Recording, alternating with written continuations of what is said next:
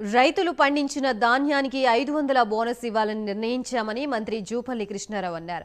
కేసీఆర్ తలాతోకా లేకుండా మాట్లాడుతున్నారని మంత్రి మండిపడ్డారు. కేసీఆర్ తన మాటలతో ప్రజల్ని మభ్యపెట్టాలని, ప్రజల్ని మోసం చేయాలని చూస్తున్నారని ఆరోపించారు. దొంగే దొంగ దొంగ అని అరిచినట్లుగా కేసీఆర్, హరీష్ రావుల పరిస్థితి ఉందని ఎద్దేవా చేశారు. 10 ఏళ్లలో కేసీఆర్ తెచ్చిన అప్పులకు భారీ వడ్డీలు కడుతున్నామన్నారు. కేసీఆర్ 10 ఏళ్ల కాలంలో ఎప్పుడూ వాస్తవిక బడ్జెట్ను పెట్టలేదన్నారు. తాము మోసం చేయకుండా వాస్తవాలకు దగ్గరగా ఎంత వస్తే అంతే ఖర్చు చేస్తున్నామని వివరించారు.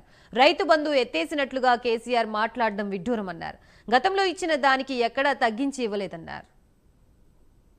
నిన్న 10 సంవత్సరాల అనుభవం ఉన్నటువంటి 80,000 పుస్తకాలు చదివిన మాజీ ముఖ్యమంత్రి కల్వకుంట్ల చంద్రశేఖర్ గారు మాట్లాడుతూ బడ్జెట్ పైన మాట్లాడుతూ చీల్చి చెండాడుతాం, బడ్జెట్ అంతా గ్యాసు ట్రాష్ అని మాట్లాడాడు.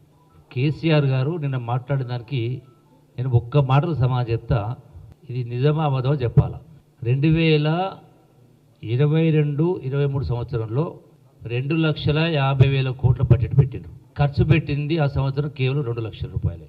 అంటే వాస్తవ ఆదాయం ఏంది మనల్ని తెలిసి కూడా ప్రజలను మభ్యపెట్టడం కోసం 2,50,000 కోట్ల బడ్జెట్ పెట్టి ఖర్చు 2 లక్షల కోట్లు పెట్టారు. అంటే 50,000 కోట్లు బడ్జెట్ చూపించినా కూడా 50,000 కోట్ల రూపాయలు ఖర్చు పెట్టలేకపోయినట్టు ఆదాయం లేదు, అన్ని అప్పులు దేంగా కూడా.